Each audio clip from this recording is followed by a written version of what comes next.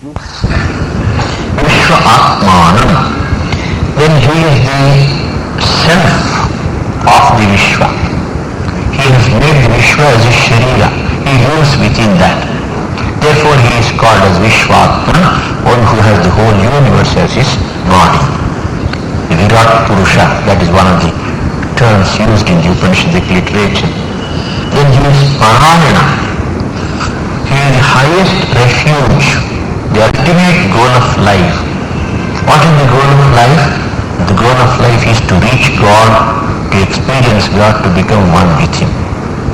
In the mythological lore, the place to be reached is put as Brahmalokar, Satyalokar, Vaikuntha, Kailasa and all that. They are poetical ways of describing. Ultimately, whether it is Brahmalokar, Satyalokar, Vaikuntha, Kailasa, it is here when we experience that we are the Atman, we become that, we live in that. So he is Para Ayana, the highest abode to be reached, to be established in, that is not to be conceived of as an outside thing, as something like a world existing outside, but the experience in which we get established inside us. So he is called as Parayana. So this is the description of Lord Narayana given in the Narayana Sukta, and the sentence is to be completed. This is the Narayana upon whom we have to meditate. The whole purpose of this description is Upasana. We have to meditate. Yes, if we have to meditate, what is the object upon which we have to meditate? Lord Narayana. What is his nature? This is his nature. So the description is given to facilitate meditation upon the Lord Narayana. Or alternatively, the world that we see, in which we live, we are experiencing, this world is actually living in him. It depends upon him. Both are possible, but when we look at the later portion of this Sukta, it is better to accept the first part, that the discussion is given for facilitating our meditation upon him. Narayana paro jyotihi, atma Narayana paraha, Narayana param brahma, tattvam Narayana paraha. Narayana paro jyotihi. He is the highest, greatest, most brilliant light. In the Upanishads and also in the Gita and other similar scriptures, we find that God is compared to light. What does light show us? Suppose a light is burning. That light helps us to see other things. With the help of the electric light, I am able to see all these objects. But do I need a second light to look at this light? No. So the light reveals itself and reveals other objects. That is the speciality of the light. So light is the symbology given for describing Atman, Paramatman, God. And light and knowledge are the same, symbolically speaking. Knowledge. So I have got consciousness within me, the consciousness, the Atman, because of which I am able to know everything. I see you, I know you, I see these objects, I see the outside objects, and then I remember things which have happened in the past. I plan for the future. So many things are taking place. Intellectual knowledge, let us say. But the curious thing is, before I start doing all these things, before I see you and know you, before I see and know the objects here, before I plan for tomorrow, or before I remember what happened yesterday, I do not think, do I exist? First making myself sure. Do I really exist? Is it true? Yes, now I exist. Then I start thinking about others. It is automatically experienced. But just as a light doesn't need a second light to reveal itself, the Atman Brahman consciousness within us is self-revealing. Because it is there, we are able to know everything else. symbolical expression or language to describe God or Atman or Brahman. So Narayana is the highest light, and this language you find in many Upanishads. Na tatra suryo bhati na chandra tarakam niyama vidyuto bhanti kuto yamagnihi. This is a famous shloka which appears in a number of Upanishads, Kathopanishad, Mundaka-Upanishad and Shvetashvatara.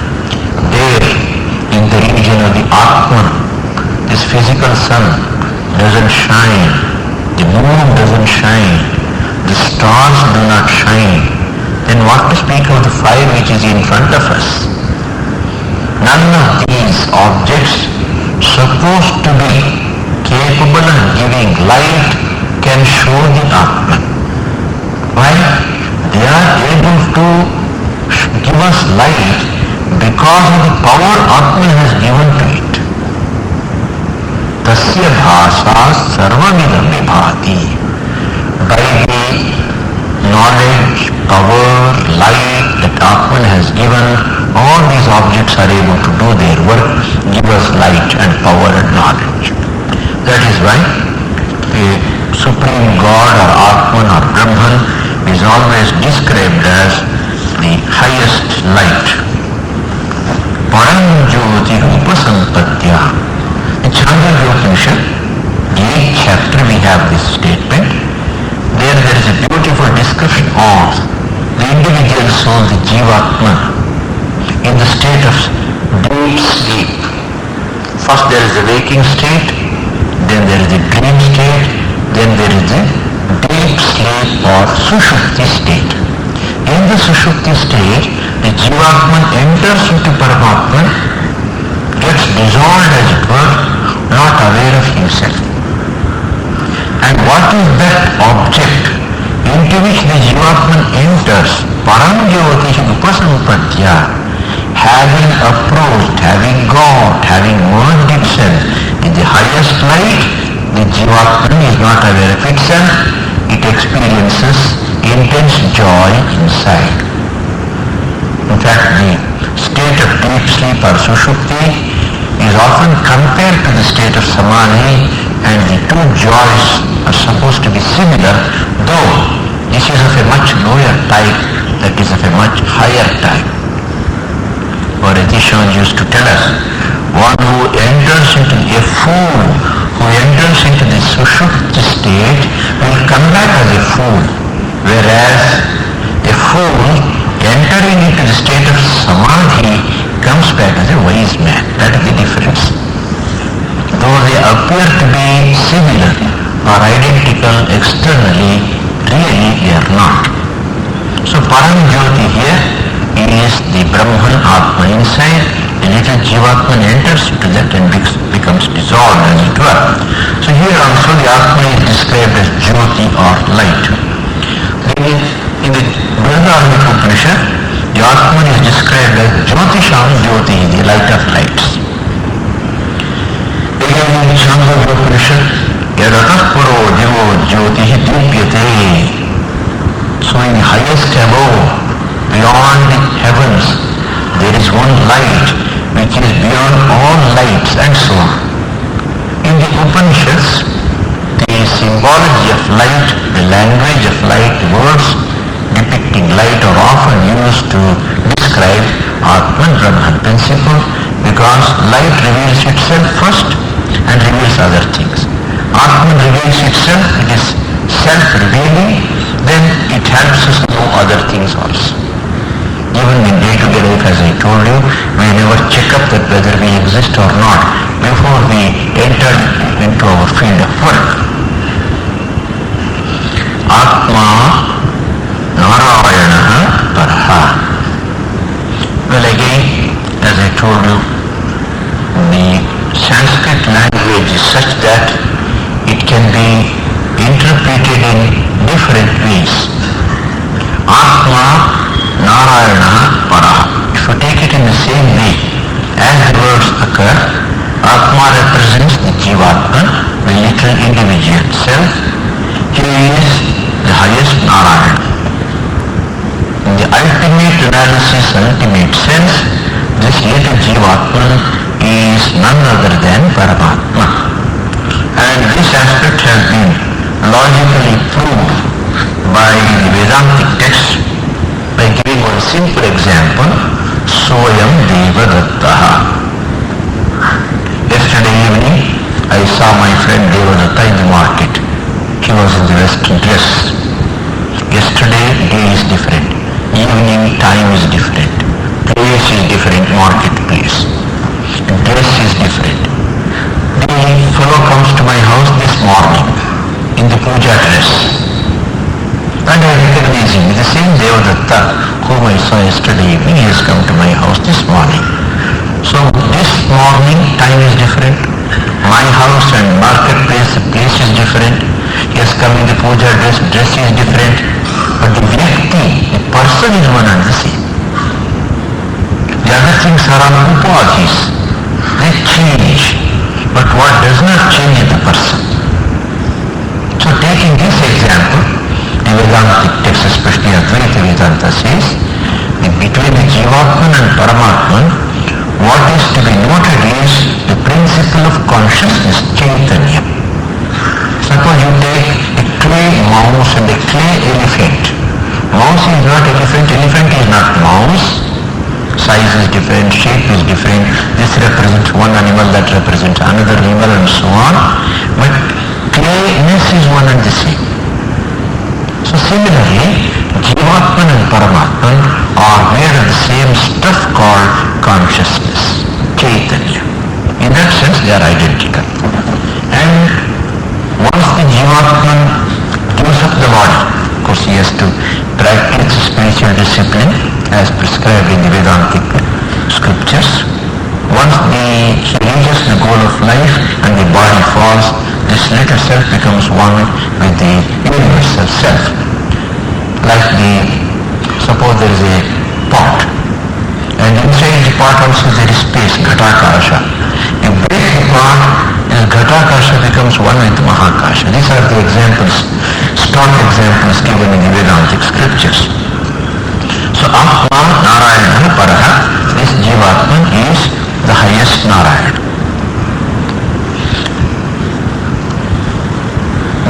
Another way of interpreting it is Narayana Param Atma. Now Narayana whom we are describing now as the personal God, he is the highest supreme self. There the little self is identified with the supreme self. In the second interpretation, Narayana as the deity, so far described with so many adjectives, is identified with the Supreme Spirit, Supreme God. Narayana Paraha Atma. There is one more interpretation given by another famous commentator called Bhattabhaskara. There are two famous commentators on the Vedic law. One is Sayana and the other is Bhattabhaskara. Sayana's comment is complete. Bhattabhaskara may not be complete. Bhattabhaskara's opinions are very, very close to the Visishtadvaitic views. He says, Narayana Paraha Jyoti Atma. Jyoti Atma is taken as one word. This little Atma Jivatman, who is of the nature of light or consciousness, he is ever devoted to Narayana, Narayana Paraha. ಈ ಜೀವಾತ್ಮ ಯಾವಾಗಲೂ ನಾರಾಯಣ ಪರನು, ನಾರಾಯಣನನ್ನೇ ತನ್ನ ಪರವಸ್ತುವಾಗಿ, ಧ್ಯೇಯವಸ್ತುವಾಗಿ, ಲಕ್ಷ್ಯವಾಗಿ ಉಳ್ಳವನು. It's purely devotional sense. So Jivatman has taken Narayana as the final goal of his life, is ever devoted to him. All these things are possible because the language lends itself to various types of interpretations. Narayana Param Brahmadattvam. Again, here the straight simple meaning is the highest Brahman Brahma Tattva is Narayana. Narayana is Brahma Tattva, Brahma Tattva is called as Narayana. But again, the same text is slightly differently interpreted by Bhatta Bhaskara according to the devotional tradition. He says Narayana Puram Brahma Tattva. Brahma Tattva is devoted to Narayana. See, they make certain distinctions, but as far as we are concerned, we can know them only as an intellectual exercise. It doesn't make much of a difference for our sadhana.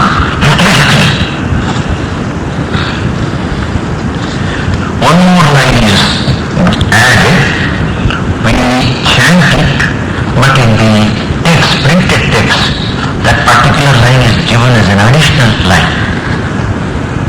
Narayana, Narayanaha Paro Dhyata Dhyanam Narayanaha Paraha. So Narayana is the highest meditator, Narayana is the highest meditation, and Narayana is the highest. Very interesting. Even Ishvara or God is sometimes described as sitting in meditation. In the Bhagavatam there is a beautiful description. Lord Sri Krishna used to take bath in the early morning, then do Sandhya Vandana, Gayatri Japa and meditation. When Narada asked him on whom are you meditating, Krishna laughs. He has to meditate only upon himself, that's all. Because he himself is Krishnastu Bhagavan Swayam, the highest Lord who was born on the face of this earth to show the path to perfection to other people. So very often there is a description of God meditating, sitting in meditation. Sme Mahimni Pratisthitaha. That is how Chandogya Upanishad puts it. He is established in his own glory. If you and I do it, people will blame us. Suppose I sit for meditation and go on thinking I meditate upon myself and say I am the greatest person on the face of this earth. It's nothing but egoism. But when it comes to God, no. It's perfectly ordered because God alone exists, nothing else exists. There is a beautiful song in Bengali composed by Swami Harshananda. Eka Rupa Arupa. It starts like that. There he has added one sentence. Aham ahamiti pratikshana. Every moment that Atma Jnani who is meditating upon himself is telling aham, aham, aham. Where aham is not low egoism, aham represents the Atman. I am the Atman, I am the Atman, I am the Atman. So God is often described as meditating. So he is the meditator. The object of meditation is also himself, and the process of meditation is also himself. So that idea is reflected here. Narayana Paro Dhyata. He is the best, highest meditator. Among all the people who meditate upon God, if God is taken as a person who meditates upon himself, then actually we have to accept that he is the highest. Dhyanam Narayana Paraha. The object of meditation, Narayana, is Narayana and the highest God. And the process of meditation, dhyana, that is also Narayana, the highest truth.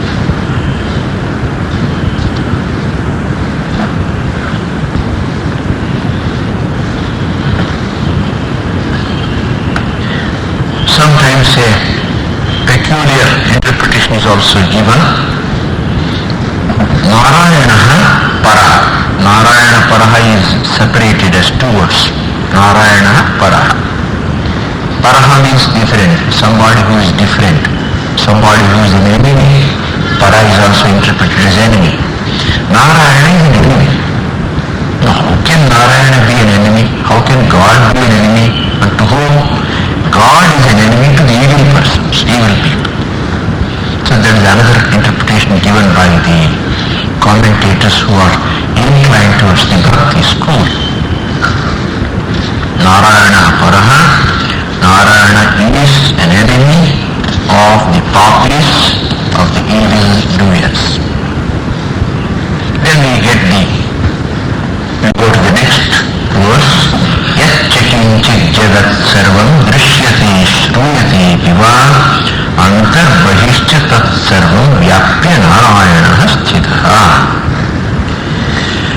Whatever exists in this world, jagati yat kinchit sarvam drishyate apiva shruyate tat sarvam antaha bahishcha vyapya narayana sthitha. Now we see this world through the panchendriyas. We are experiencing it through the sense organs. But what we are actually seeing through the sense organs, that is not the only world that exists. There are many things which are not known to us through the senses or sense organs. There are more things under the sun Vareshu than what you and I are aware of. Shakespeare says in one place. So today modern astronomy is discovering galaxies after galaxies. It's something unending, ananta. Vishwa is ananta. So that is why the poet is telling us here, yat kinchit jagati yat kinchit sarvam drishyate apiva shruyate. What we see, experience is limited, but we can hear about it from others, people who know better than us. If somebody who has London comes and describes it to me, I believe, because he is a reliable person, worthy person. He has never told untruth in his life. So like that, when the scriptures, Shastras describe about other things which we cannot see with physical eyes, but which the Shastra says it exists, even that is Narayana. Whatever is seen by the sense organs, whatever is heard as existing in this universe, all that Narayana has pervaded both inside and outside. Antar bahishcha tat sarvam vyapya narayana sthitaha. Now this is a very interesting concept. According to Vedanta, creation is only a projection of Brahman. Brahman or God doesn't need a second object outside himself, different from himself, to create the world. He creates the world out of himself, supports it, sustains it, and withdraws it back into himself, something like the bubbles of water coming up, staying on the surface of water for some time, and then again bursting and becoming one with water. Janmadhyasya yataha, from Brahman, Srishti, Sthiti, Pralaya all take place, and even in the case of Srishti or Sthiti, everything is Brahman itself. No second object is accepted by Vedanta in the process of creation. So, if that is accepted, whatever is created is God himself. Suppose we take gold and prepare a number of ornaments out of gold. Each ornament may be different from the other.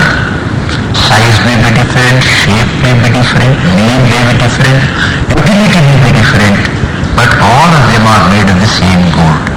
Vastu is one and the same, Nama and Rupa are different.